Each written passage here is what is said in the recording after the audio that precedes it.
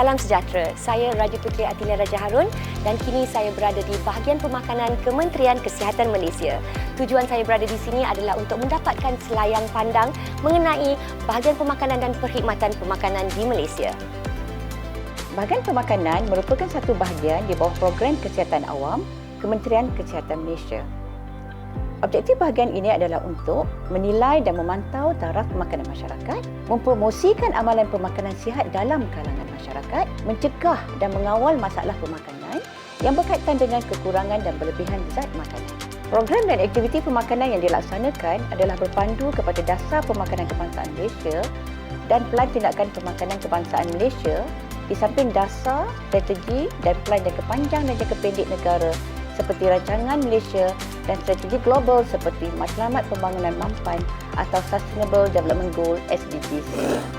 Pegawai Sains Pemakanan atau nutritionist di Kementerian Kesihatan Malaysia berperanan memberi perkhidmatan pemakanan di peringkat klinik kesihatan, hospital dan juga komuniti. Perkhidmatan yang diberi merangkumi aktiviti berbentuk advokasi, promosi, pemulihan dan intervensi pemakanan. Pelaksanaan program dan aktiviti pemakanan mensasarkan semua peringkat umur dari ibu hamil, bayi dan kanak-kanak sehingga ke warga emas. Penjagaan pemakanan ibu hamil, bayi dan kanak-kanak dalam tempoh 1000 hari pertama kehidupan amatlah penting kerana ianya sangat kritikal bagi memastikan pertumbuhan kanak-kanak yang optimum serta pencegahan penyakit berkaitan pemakanan di kemudian hari. Ini termasuklah pemantauan peningkatan berat badan dan runding cara pemakanan bagi ibu hamil serta promosi penyusuan susu ibu. Status pemakanan bayi dan kanak-kanak dipantau secara berkala di klinik-klinik kesihatan. Selain itu, pendidikan dan runding cara pemakanan diberikan kepada ibu-ibu bagi memastikan anak-anak mereka diberi makanan yang berkhasiat mengikut jenis, sukatan dan kekerapan yang disarankan. Ibu-ibu juga diperkasa dengan kemahiran ini melalui aktiviti demonstrasi masakan yang diadakan di klinik-klinik kesihatan dan di peringkat komuniti. Sebagai salah satu inisiatif bagi membantu kanak-kanak yang mengalami masalah kekurangan zat makanan daripada keluarga yang kurang berkemampuan, Program Pemulihan Kanak-kanak Kekurangan Zat Makanan PPKZM dilaksanakan. Dalam program ini, kanak-kanak yang layak diberi bantuan makanan asas setiap bulan sehingga mereka pulih.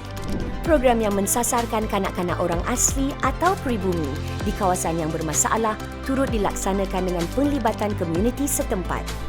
Program ini dipanggil Program Community Feeding, PCF. Nutritionist berperanan dalam pembentukan dan pemantauan menu di Taska, Tadika, Tabika dan Prasekolah bagi memastikan kanak-kanak memperolehi makanan berkhasiat mengikut keperluan mereka. Nutritionist juga memainkan peranan yang penting bersama dengan pihak Kementerian Pendidikan Malaysia dalam memberi input teknikal berkaitan dengan pemakanan seperti garis panduan pengurusan kantin sekolah sihat, kurikulum sekolah dan menyediakan persekitaran yang menyokong amalan pemakanan sihat di sekolah bermula dari awal usia.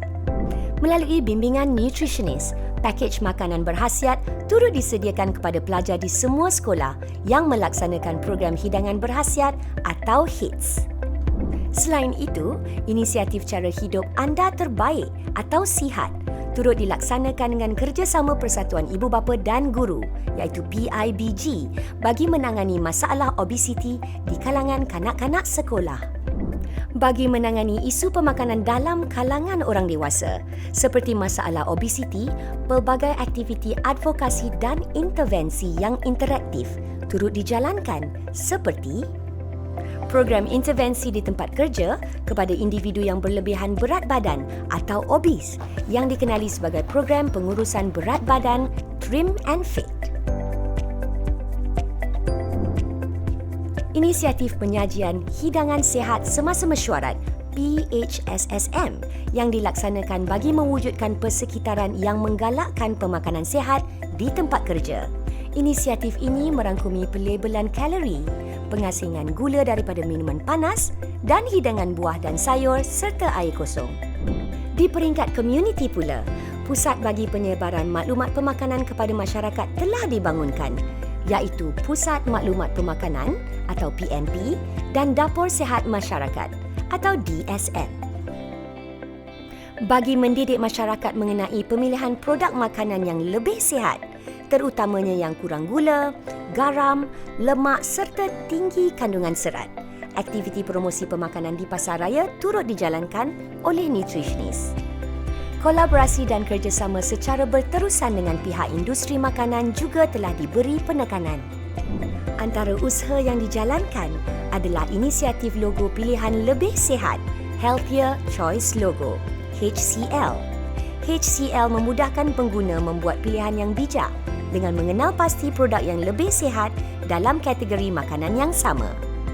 Selain itu, inisiatif kafeteria sihat dan latihan catering sihat kepada pengusaha makanan turut dilaksanakan bagi menyediakan persekitaran yang dapat membantu masyarakat mengamalkan pemakanan sihat.